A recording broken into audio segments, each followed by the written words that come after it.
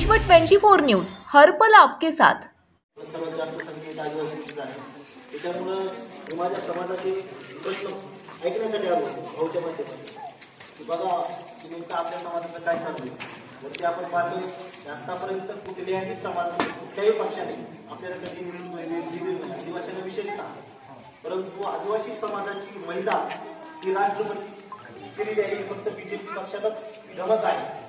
त्याच्यामुळे आपण सर्व आदिवासी समाजाने भाऊसोबत राहावं आणि भाऊला भरघोस मताने आपल्या आदिवासी समाजाकडून कसं निवडून देता येईल याच्यासाठी तुमच्या सगळ्यांची वाईट घेतो.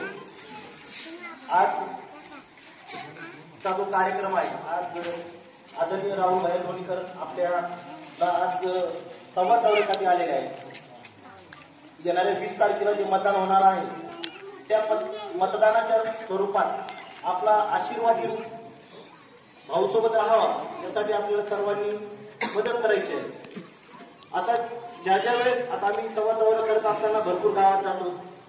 आता आमच्यावर आरोप प्रति आरोप होत असतात की नेमकं बीजेपीने आदिवासी समाजासाठी काय केलं.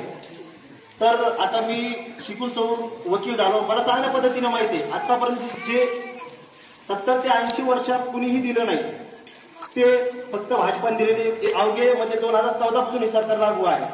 तेव्हापासून आदिवासी समाजाला प्रत्येक ह्याच्यातून म्हणजे आदिवासी समाजाला न्यूक्लिअर बजेट असेल किंवा विविध शासकीय घरकुलाच्या योजना असतील प्रत्येक योजनेतून देण्याचं काम केलेलं आहे. परंतु त्यात आता जे एका वर्षापासून आरक्षणाचा मुद्दा उठला होता, कारण की एसटी आरक्षणामध्ये धनगर समाज हा घुसखोरी करण्याचा प्रयत्न करत होता. आता आपल्या इथं प्रतिस्पर्धी जे आपले आहेत त्यांनी स्पेशली मी नाव काँग्रेसच्या पक्षाने इथलचे जे स्थानिक आहेत त्यांनी डायरेक्ट त्यांना पाठिंब्याचं पत्र दिलेले आहे. त्याच्यामुळे अशा जे घोटाळे लोक आहेत त्यांना आपण कुठल्याही प्रकारचे थारा देऊ नये. कारण की आता कुठेतरी आम्ही शिकून सवरून आज कुठेतरी शहराच्या ठिकाणी येत आहोत. त्यातच आमचं आरक्षण काढून घेण्यात कोणीतरी घुसखोरी करण्याचा प्रयत्न करत आहे. ही खूप मोठी शोकांतिका आहे. त्याच्यामुळे अशा लोकांवर कोणीही कुठल्याही प्रकारचा आमिषाला बळी पडू नये आणि अशा खोटाड्या लोकांना आपल्या दारात सुद्धा उभं करू नये. कारण की राहुल गांधी ज्यावेळेस अमेरिकेत गेले आरक्षण हटवायचा हा खरा मुद्दा त्यांनी बोलता तिथं त्यांना एका बातमीपत्रात त्यांनी एक मुलाखत देता त्यांच्या तोंडून निघून गेले काही शब्द की काँग्रेसने घटनादुरुस्ती जे केल्या असतील संविधानात सर्वात जास्त जर खिळखिळ करण्याचा प्रयत्न केला असेल तर ह्या काँग्रेसने केलेला आहे. त्याच्यामुळे अशा लोकांना 65 वर्ष आपण कंटाळत ना त्यांनी काय केलं फक्त गरिबी हटाव फक्त एवढ्याच मुद्द्यावर चालले. त्यांना दुसरा मुद्दाच भेटला नाही. आणि कुठेतरी मला सांगा 2014 पासून 2024 मध्ये अवघ्या 10 वर्षात तुम्ही पाहता कारण की मी इथं 2-4 वेळेस त्या रस्त्याने आता जे आले वाटूच्या रस्त्याकडे आलो इकडून यायला भीती वाटत होती, अक्षरशः जंगलात रस्ता होता.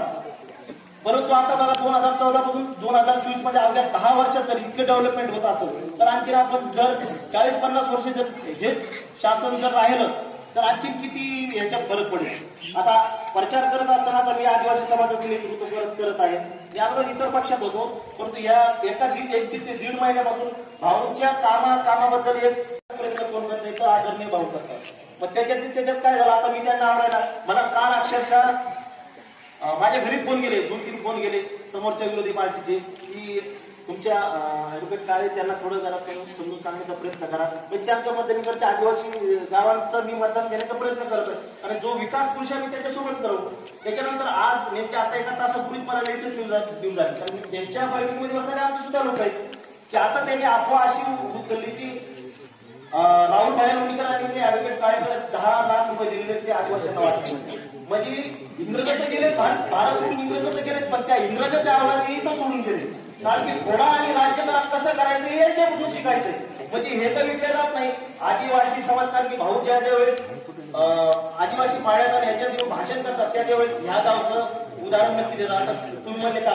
कारण की भावना खांद्यावर येऊन इतर मशाली वगैरे पेटून मला इथं काहीतरी एक शाखा ओपनिंग होती त्यावेळेस ह्या गावचं नाव अवश्य घेतात. म्हणजे आदिवासी समाज हा किती इमानदार आहे. एक इमानदार उदाहरण आता पण जवळजवळ 30-40 वर्ष झाल्या त्यांच्या घटनेला आता पण भावला की त्या गोष्टी सर्व गोष्टी लक्षात आहे.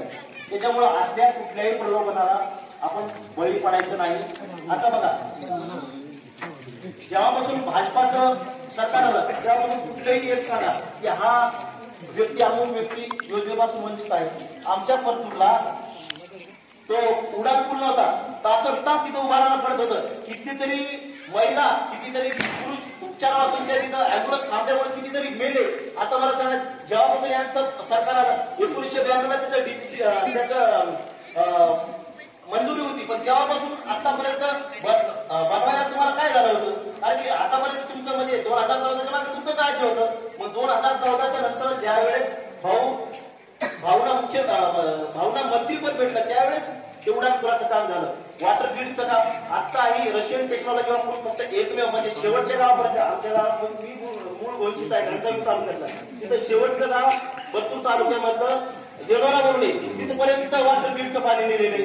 मग मला सांगा, ठीक आहे, काही गोष्टी आपल्यासारख्या सर्वसामान्य कार्यकर्ते यांच्या कानापर्यंत, भाऊच्या कानापर्यंत ह्या ज्या गोष्टी घातल्या तर निश्चितच त्या गोष्टीचं काम नक्कीच होईल. नेमकं आपलं दुखतं काय, आपण जोपर्यंत समोरच्या डॉक्टरला सांगत नाही तोपर्यंत उपचार काय करणार. त्याच्यामुळे अशा कुठल्याही भूल थापांना बळी न पडता हे असे भरपूर प्रलोभन येणार. तुम्ही जर विकल्याला जाणार ना तर तुम्हाला आता माझ्यासारखं कसं बदनाम केलं, 1 तासापूर्वी घडणार नाही तसंच तुम्हाला बदनाम केलं जाणार. त्याच्यामुळे आपण कुठल्याही प्रलोभनाला, अशा कुठल्याही याला बळी न पडता आपण आपलं जे काम आहे 20 तारखेला जायचं, सहज कामाच्या पुढीवर दाबायचं आणि भावना आशीर्वाद द्यायचा. त्याच्यामुळे सगळ्या जे प्रौढ बुजुर्ग वगैरे असतील, काही गोष्टी नकळत राहिल्या असतील, ते सगळ्यांना माहीतच आहे, परंतु आता त्यांच्या त्या सुद्धा लक्षात आलेल्या. त्यामुळे निश्चितच भाऊ हा आपला विकास 5 वर्षात पुढच्या करणारच आहे. आणि यावेळेस भाऊ निवडून आले 100% भावना मंत्रीपद देणार म्हणजे देणार, याच्यात कुठलीच हे नाही.